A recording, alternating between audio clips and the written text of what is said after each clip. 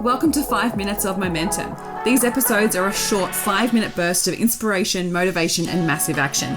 If you need that little kick up the butt to get things moving and to inspire you to take massive action, then every single Thursday I'll be sending you through a 5-minute episode to download, digest, and implement to finish your week off strong. Are you ready to get started?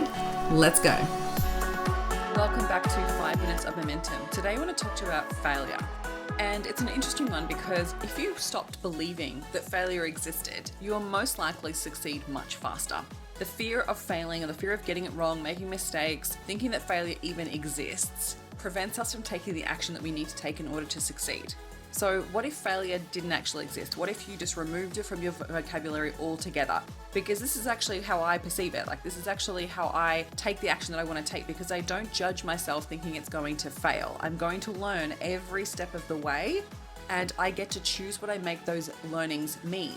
So if we attribute those learnings to, I'm terrible at this, I should give up on this, I'm no good at business, all this stuff, and when we attribute it to who we are as people, that's where it becomes really detrimental to our self-worth and our self-esteem and our confidence.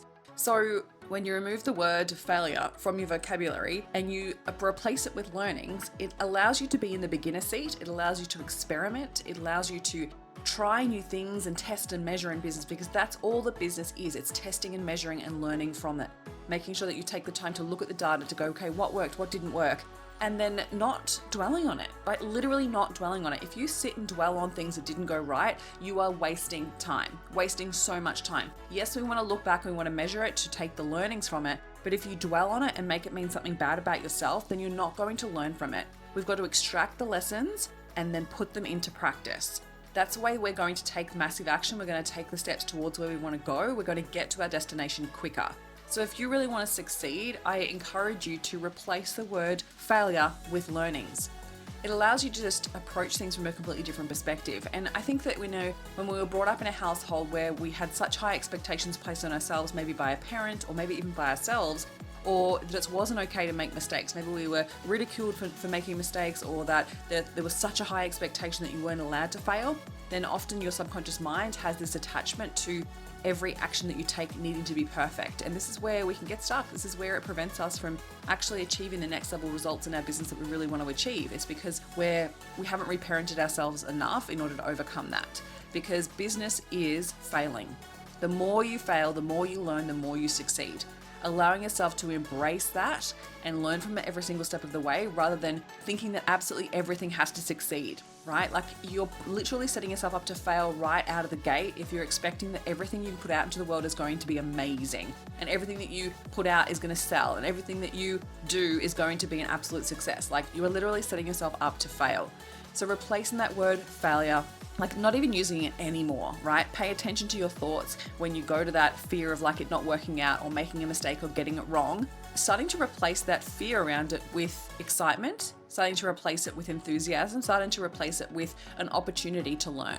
Because when you move toward it, you're more likely to, again, take massive action and keep moving forward. And that's where the progress starts to happen.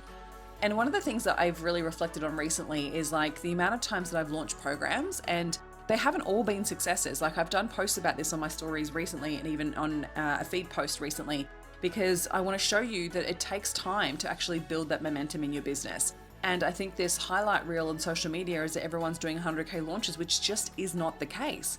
And so when you allow yourself to go, it's okay for it to not be perfect the first couple of times, you are more likely to learn than to create something that you can scale with. So this is the difference with scalable offers. You've got to actually allow yourself to get it wrong to figure out what's going to work to get it right, because messaging and timing, and there's so many factors that go into play. When I launched most recently, the whole month of July was school holidays in Australia, and in America, they're on summer break. So it was actually really not a great time to launch, but I was no, I'm going to do it anyway, because this is when the program finishes. This is when I have to open doors for the next round. So I was not willing to take it as a opportunity to fall on my laurels. I wasn't going to prevent myself from succeeding by not taking that action. Now, other people I know literally would go, oh no, I'll wait for another few months. I'll get it perfect. I'll get the program perfect. I'll work on all this stuff behind the scenes, and then when I go to launch it, the expectation is so high because you've put it off for so long that you actually are not in the beginner seat anymore, and then you're setting yourself up to fail because you haven't actually primed your audience, or you haven't actually gone out there and let people know that you're launching it. Like, there's all these other things that come into play with that. But there's so much time that gets wasted focusing on the failures, focusing on the waiting to get it ready, to get it perfect. So allow yourself to fail forward and allow yourself to take the action, learn the lessons, make the mistakes, get it wrong, and be willing to reflect on it and allow yourself to learn from that in order to make things better as you go. When you move fast, things happen in your business. And I think sometimes we just waste so much time trying to get things perfect and just trying to wait for the perfect time, where that just doesn't exist. So release that need for it to be perfect, or release the need to even focus on failure. Remove that word from your vocabulary altogether. Everything is a lesson. Everything is an opportunity to grow and expand. So allow yourself to move forward, fail forward, take the action, and that's where you're going to succeed.